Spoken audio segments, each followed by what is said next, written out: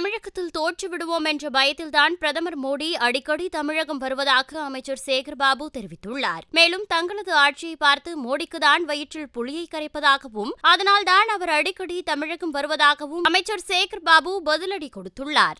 நரேந்திர மோடி தன்னுடைய கட்சியை நோட்டாவிற்கு இணையாக வாக்குகள் வாங்க வேண்டும் என்ற நோக்கத்திற்காகத்தான் மாதம் ஒரு முறையாவது தமிழகத்திற்கு வந்து கொண்டே இருக்கின்றார்.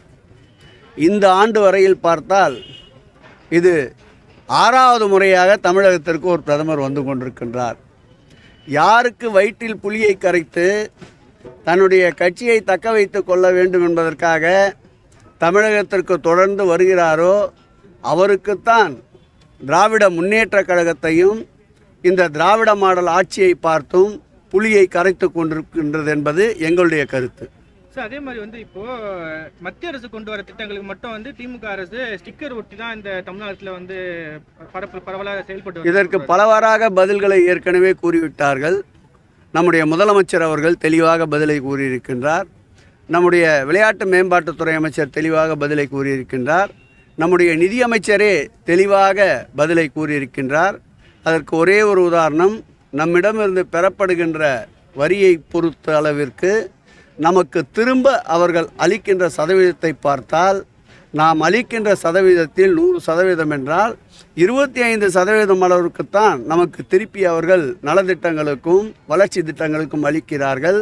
ஒரே ஒரு கேள்வி அவர்களை பார்த்து நாங்கள் கேட்பது என்னவென்றால், இத்தனை முறை வருகின்ற பிரதமர் வெள்ளத்தால் சென்னை உட்பட 4 மாவட்டங்கள் கடுமையாக மிக்ஜாம் புயல் பாதிக்கப்பட்ட போதும் தென் மாவட்டங்களில் தூத்துக்குடி, கன்னியாகுமரி, நம்முடைய திருச்செந்தூர், திருநெல்வேலி தென்காசி போன்ற மாவட்டங்கள் பாதிக்கப்பட்ட போது கூட ஒரு முறை கூட எட்டி பார்க்காத பிரதமர் தமிழகத்திற்கு இத்தனை முறை வருவது அவருடைய அரசியல் லாபம் நோக்கி கருதிதான். அதே நேரத்தில் பாதிக்கப்பட்ட மக்களுடைய துயர் துடைப்பதற்கு இதுவரையில் ஒரு சல்லி காசு கூட மிக்ஜாம் புயலுக்கு நிவாரண நிதியாக தமிழகத்திற்கு வழங்காமல் வஞ்சிக்கின்ற பிரதமரை நடைபெற இருக்கின்ற நாடாளுமன்ற தேர்தலில் தமிழக மக்கள் வஞ்சிப்பதற்கு தயாராக இருக்கின்றார்கள். செய்திகளை உள்ளது உள்ளபடி தெரிந்து கொள்ள ரெஃப்ளெக்ட் நியூஸை சப்ஸ்கிரைப் பண்ணுங்க.